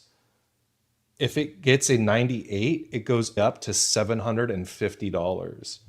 If it came back with a grade of 95, then I would assume to get maybe 80% of the SMQ value, which is still going to be around a $200 stamp or so, versus the plate block, maybe a $120 plate block. You factor in the cost of a cert with that, the values may end up being pretty even between them. It's whether or not we should take a gamble to see if it comes back higher than a 95. These corners are really nice, and this is a never hinged stamp here at the bottom. Let me know what your thoughts are.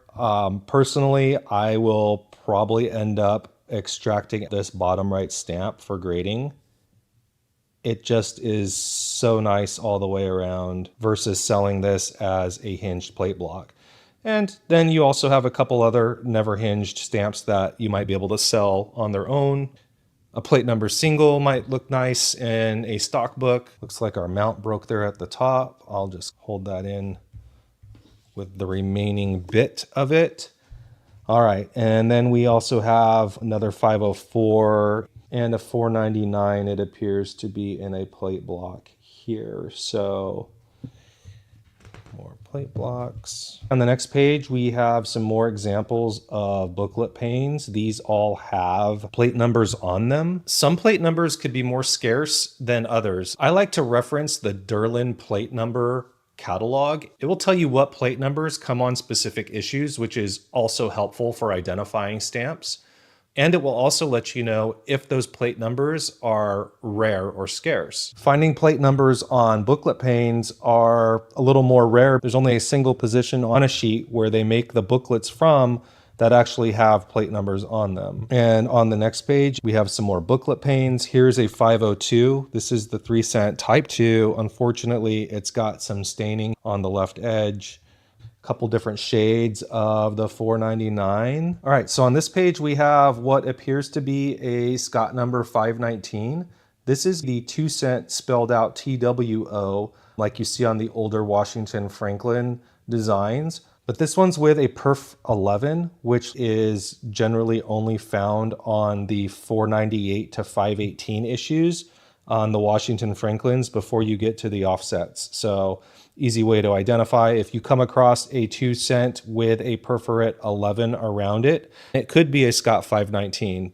Let's take a look at this one. It appears to be never hinged. It has a bit of a dull spot on the gum here.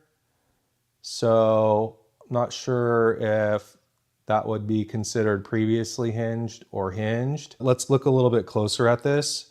This is so nicely centered that it raises a lot of flags for me that this would be authentic. The thing I look for is to see if the perforations look natural. This one looks like it has some soft natural perfs at the bottom. The left side and right side look really sharp to me.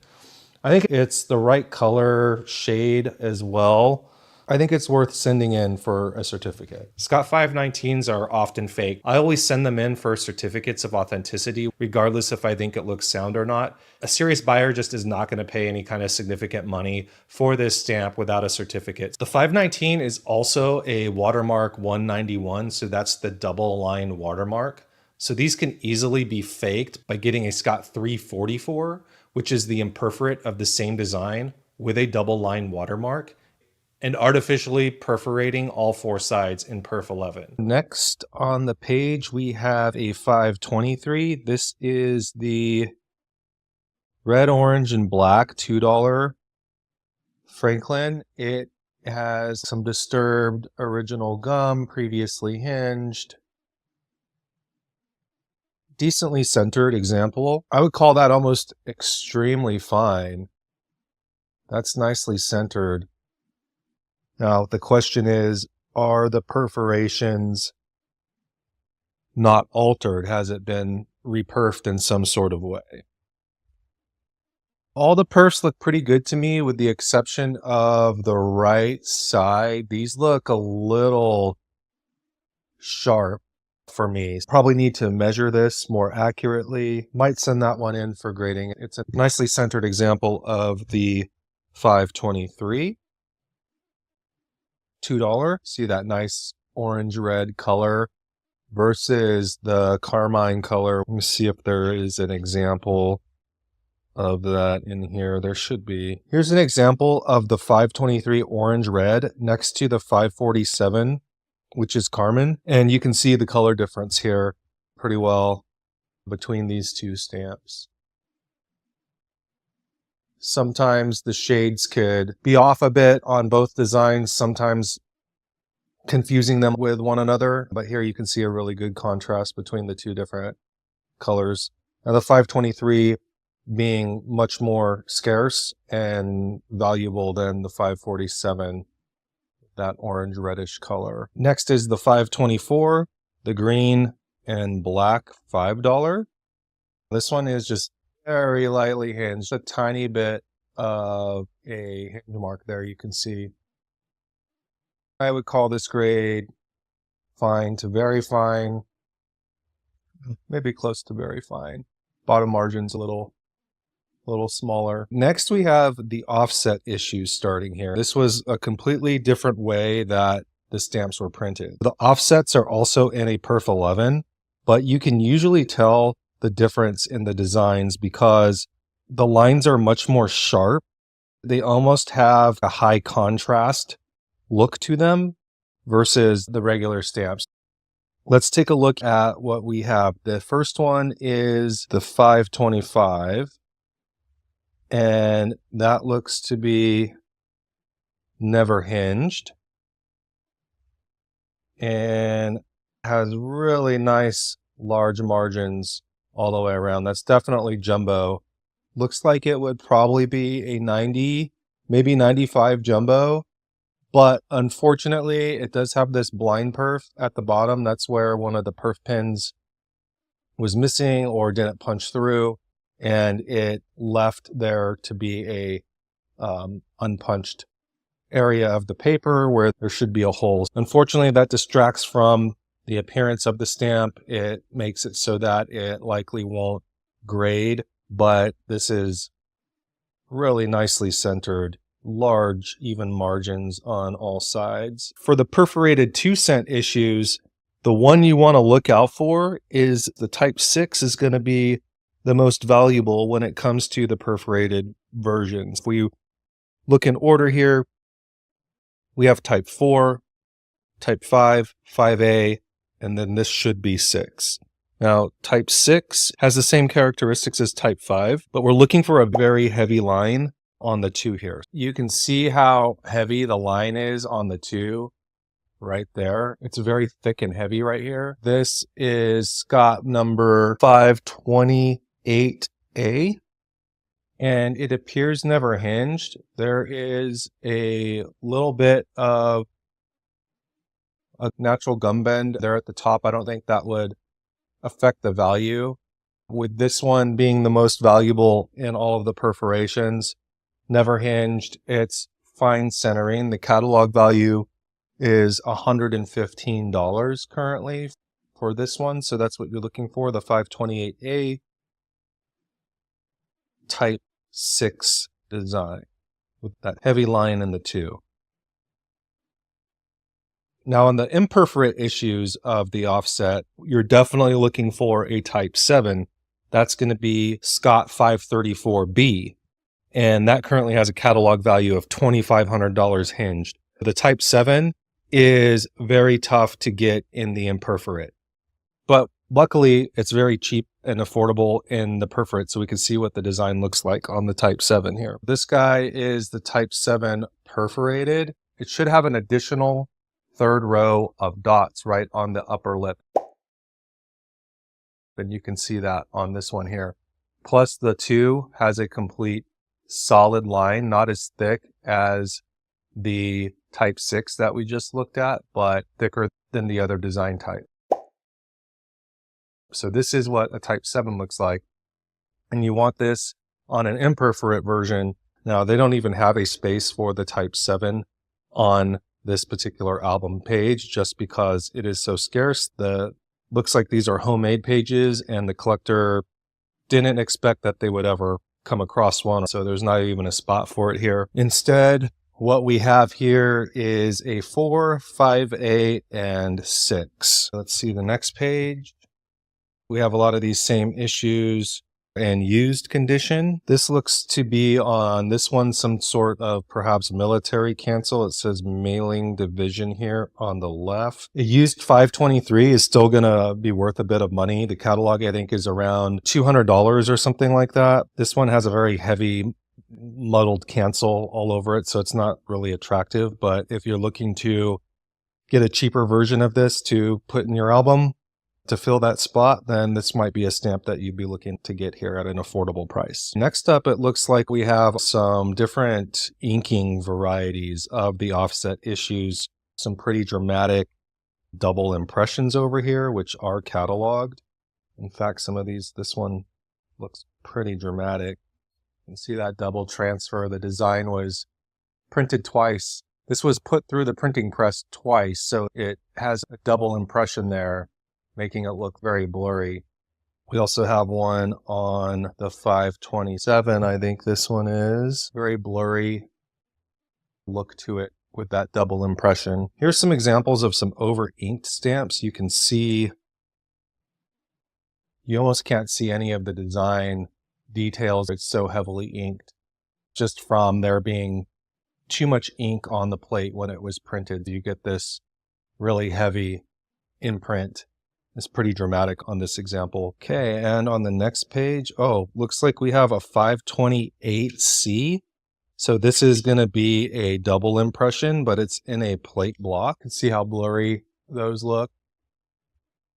Not much of a double impression. It's not too far off the original impression. You can see the plate number isn't ghosted or doubled up, but you do see on the right frame line a second printing going along the side there.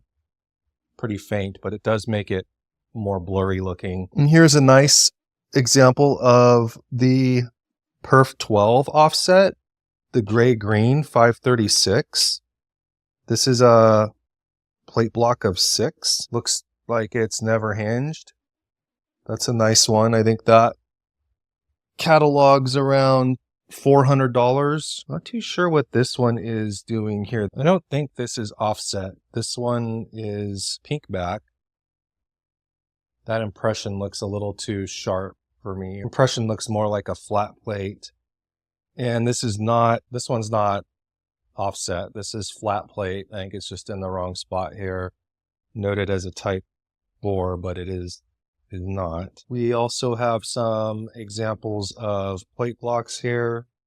Here are the coil waste issues. These were intentionally used to be made into coils, but instead ended up being perforated on all sides in sheets. And so these are known as the coil waste issues. We have a 538A here. This is a true imperf. The one I showed you before had the perforation holes you could see in the gum. This one does not. This one is truly imperforate pear.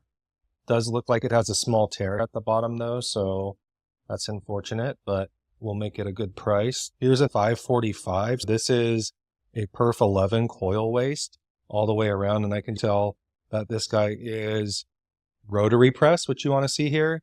It appears to be never hinged. The catalog on that guy's like around 600 for the coil waste Perf 11 1 cent, but it's not very well centered, so we won't be getting that much for it.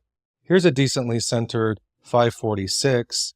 This one's been previously hinged, but a little bit better centering on that one. Not too bad. Coil waste Perf 11. All right, let's take a look at the next page. Okay, next we have some plate blocks of the coil waste issues. Here we have one for the 538. Now this is the plate block here in the middle. It is a plate number plus the letter S30 at the top. This is actually an example of a plate block that doesn't need to have salvage on one of the sides here. This is a plate block of 8, but the catalog value is for a plate block of 4 here in the middle. Just checking to see how centered some of these are. I'm not seeing this one's probably the nicest one here in the bunch, but not worth pulling for grade. We then have a 542 coil waste. This is going to be the Perf 10 by 11 1 cent. And we have a block of 4 here with no plate number. Then we have a 540 down here. This is the Perf 11 by 10 issue. This has the plate number at the top left and S30 at the top right. This is what the 1 cent would look like here, but this is the 2 cent version. You can see the plate numbers here on those tops. This is considered a plate block of 4, even though it doesn't have the border on one of the sides like you would see in a regular plate block. Okay, then we have a 543 block of 6 with plate number to the left. That's how it's identified in the catalog. I'm not too sure why it's called a block of 6 with a plate number versus a plate block of 6.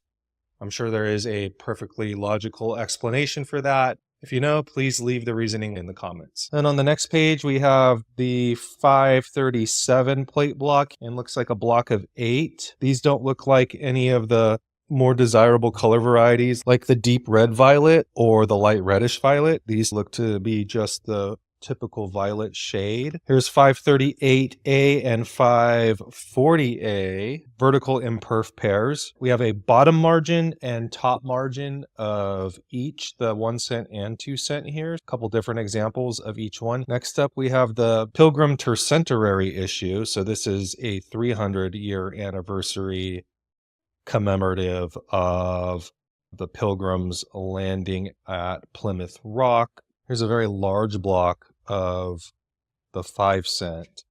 I'm assuming this is not hinged for it being this large. Looks like it's a bottom sheet position.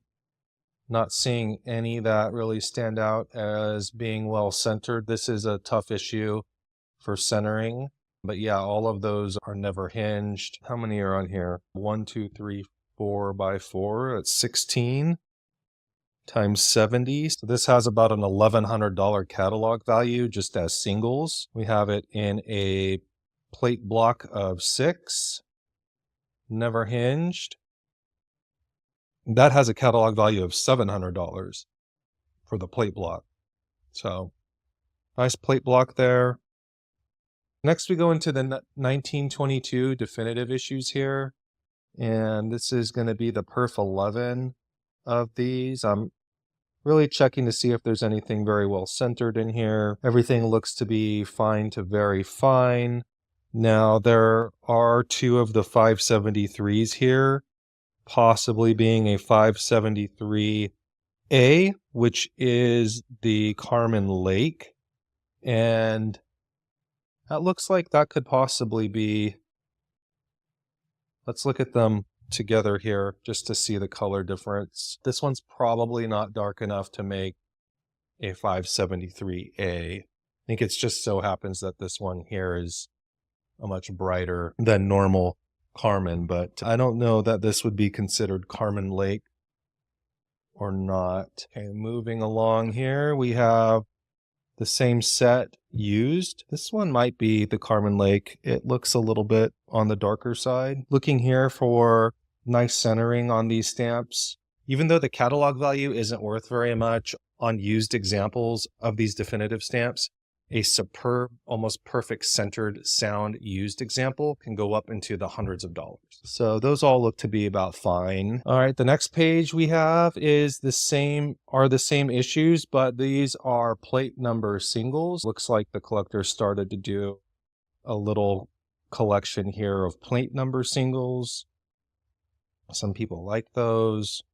Not seeing anything greatly centered, but people who would be collecting these would be collecting them for their plate numbers and not necessarily their centering. Here we have some blocks of 4, including a $1 here with a center line. And that looks like it's never hinged. Now you can see some of that gum disturbance on the left there. That's not gum disturbance, that's a gum skip. So that's place on the paper where the gum, when it was applied, missed that area. It's a natural process. It doesn't make the stamp considered as hinged, but I am seeing just the tiniest bit right up here. There looks to be maybe a small hinge remnant on those top 2 stamps. So I'd probably offer this as 2 of the stamps being lightly hinged and 2 being never hinged. Next, we have some plate number blocks. These are going to be the perf 11 plate number blocks. This design also comes in a perf 10. Those plate numbers are going to be corner blocks of 4. I'm just checking to see if there's anything well centered in these low denomination plate blocks. I don't have anything against breaking up plate blocks, especially if they have a choice centered stamp in them that might be worth sending off to get graded. Okay, so then we have the plate blocks of the 3 cent, the 4 cent, 6 cent, and 7 cent here. And just checking the 7 cent out, it has a couple very fine in it. Not seeing anything on any of these that's worth grading. So these will stay as plate blocks. And we have the 9 cent, 10 cent, 11, and 12 here. It's a decently centered 9 cent. It's on the bottom with the plate number. It is never hinged. Now that I have it on the black, it looks like this right margin is noticeably smaller than the left, so I don't know that I would get that graded. Okay, and then lastly, it looks like we have the 14 cent here and the 30 cent. That 30 cent looks nice. Let's see if it's hinged. I'm not seeing any hinge marks on that. Never hinged. That's Scott number 569, the perf 11.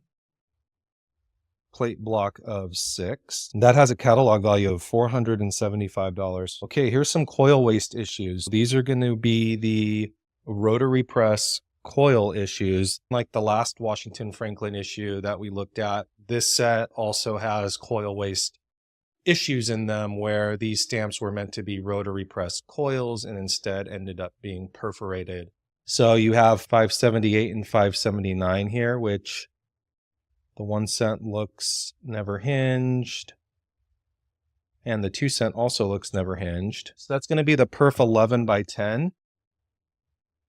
You can see here we have the perf 10s. So if I take a stamp like the 4 cent perf 10 and the 2 cent, we can do our own little measurements here to see how well that they...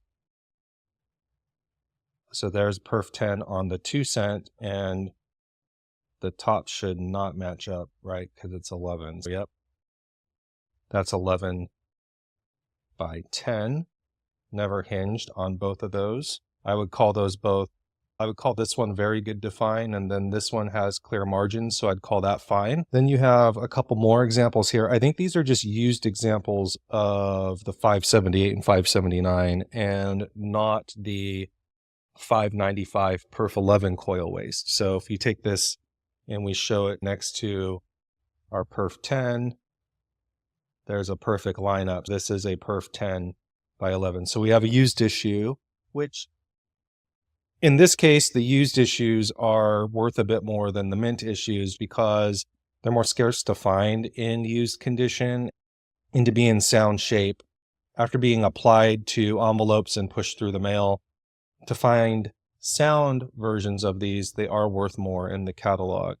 This looks like a perf 10 to me on the right. Unfortunately, the 1 cent was not a perf 11. If it was a perf 11 coil waste, that would indicate Scott 594, and that would be like striking gold. Scott 594 has a catalog value of $30,000. But don't be fooled by that design because, as you can see here on the page, there are other versions of this design that we're looking at, and they are not worth the paper they're printed on. So I'll put a link here to check out my video of this green 1 cent Ben Franklin design, so you can understand the differences between them and which one is actually worth $30,000. So under that set, we have here, these are the perf 10 of the same design. This would be Scott 581 to 591.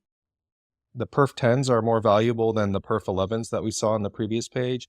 This only goes from 1 cent up to 10 cents. So this is a complete set of the perf 10. They're also a little more difficult to get well centered. So I always am checking to see if any of these are nicely centered or not.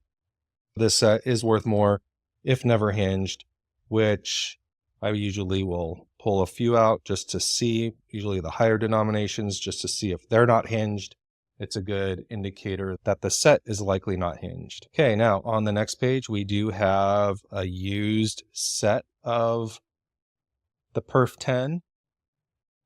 Not seeing anything superbly centered here, but there is a 595 used. So the 579 is the perf 11 by 10, and the 595 is the perf 11 all the way around. And this is a much wider stamp. The rotaries are much wider. You can see if I lay it on top of this 2 cent, which is flat plate, you can see that the design of this stamp sticks out more. It's a wider looking stamp width-wise on these, and it has the perf 11. So 595, a used version is usually going to be worth more than an unused version. They're more scarce to find. This one catalogs around $375 in used condition. As long as it's sound, which it